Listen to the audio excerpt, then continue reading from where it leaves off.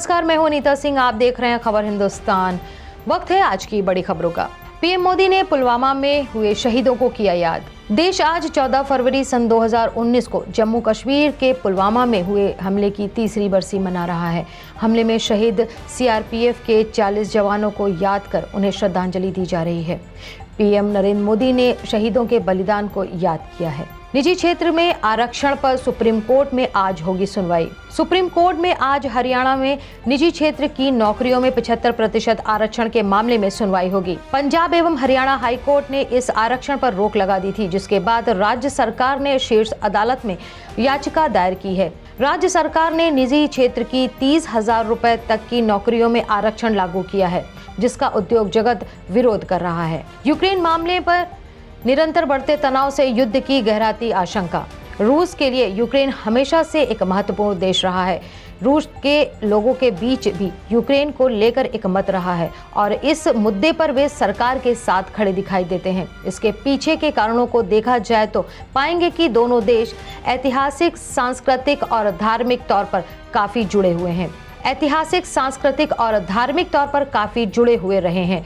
दोनों देश खुद को मध्यकालीन एवं रूस साम्राज्य से स्वयं के अस्तित्व को देखते हैं। गोवा में सुबह 9 बजे तक 11.04% मतदान, बुजुर्गों और युवाओं में अधिक क्रेज। गोवा की सभी 40 विधानसभा सीटों पर सोमवार को मतदान शुरू हो चुका है। इसके साथ ही यहां पर वोटिंग के लिए मतदाताओं का आना भी शुरू हो गया है। सभी पार्टियों ने लोगों से अपने मताधिकार का प्रयोग करने की अपील की है। मतदान को देखते हुए सुरक्षा व्यवस्था को और अधिक चौकस किया गया है। जवानों के बलिदान को नहीं भूलेगा देश, पुलवामा हमले की तीसरी बरसी पर बोले केंद्रीय मंत्री नितिन गडकरी। 3 साल पहले आज 14 फरवरी के दिन भारत के सैन्य बल पर एक बड़ा आतंकी हमला किया गया था। एक ऐसा हमला जिससे पूरा देश दहल उठा था। दक्षिणी कश्मीर में के पुलवामा जिले में हुए भयानक आत्मघाती हमले में 40 सीआरपीएफ के जवान शहीद हो गए थे। आज इस आतंकी हमले की तीसरी बरसी पर केंद्रीय मंत्री नितिन गडकरी ने वीर शहीदों को श्रद्धांजलि दी। उन्होंने कहा कि देश उनके बलिदान को कभी नहीं भूलेगा। फिर बदल सकता है मौसम का मिजाज, देश के कई हिस्सों में बारिश और बर्फबारी के आसार। आपको बता दें कि देश में एक और पश्चिमी विक्षोभ सक्रिय हो रहा है। इससे मौसम बदलने से देश के कई हिस्सों में एक बार फिर से बारिश का दौर शुरू हो सकता है। मौसम विभाग ने दिल्ली एनसीआर के इलाकों में बुधवार को बादल छाए रहने की और हल्की बारिश होने की संभावना जताई है। यही नहीं, अगले हफ्ते भी देश के कई इलाकों में बारिश की उम्मीद है। गैर बिजली क्षेत्रों को कोयला आपूर्ति घटने से उद्योग संकट में। गैर बिजली क्षेत्रों को कोयले की घटती आपूर्ति को लेकर विभिन्न उद्योग संगठनों ने प्रधानमंत्री नरेंद्र मोदी से हस्तक्षेप की अपील की है। गैर बिजली क्षेत्र का कहना है कि उन्हें रेल के अलावा सड़क तथा सड़क सह रेल मार्ग से कोयले की आपूर्ति काफी घट गई है, जिससे कई क्षेत्र के लिए काफी विनाशकारी स्थिति पैदा हो गई है।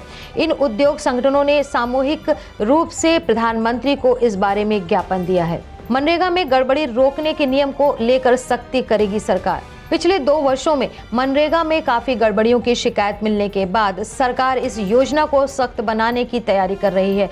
केंद्र ने सन 2022-23 के लिए मनरेगा के तहत 73,000 करोड़ रुपए आवंटित किए हैं, जो चालू वित्त वर्ष के संशोधित अनुमान में दिए गए 98,000 करोड़ रुपए से 25% कम है। अगले वित्त वर्ष के लिए आवंटन चालू वित्त वर्ष के लिए बजट अनुमान के बराबर है। जबरन वसूली के आरोपों की छानबीन मामले में दिल्ली में एनसीबी पैनल के समक्ष पेश हुए समीर वानखेड़े। एनसीबी की मुंबई क्षेत्रीय इकाई के पूर्व निदेशक और समीर वानखेड़े शनिवार को एजेंसी के दिल्ली स्थित मुख्यालय पहुंचे।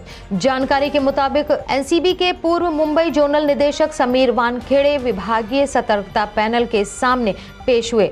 आपको बता दें कि यह पैनल शाहरुख खान के बेटे आर्यन खान व अन्य की गिरफ्तारी के मामले में जबरन वसूली के आरोपों की जांच कर रहा है। सीआरपीएफ मुख्यालय लेथपोरा में शहीदों को दी गई श्रद्धांजलि। पुलवामा हमले की तीसरी बरसी पर लेथपोरा स्थित सीआरपीएफ कैंप में सभी 40 शहीदों को श्रद्धांजलि दी गई। जवानों और अधिकारियों और अन्य ने बहादुर जाबाजों को याद किया। सभी ने घाटी से आतंकवाद खत्म करने का भी संकल्प लिया।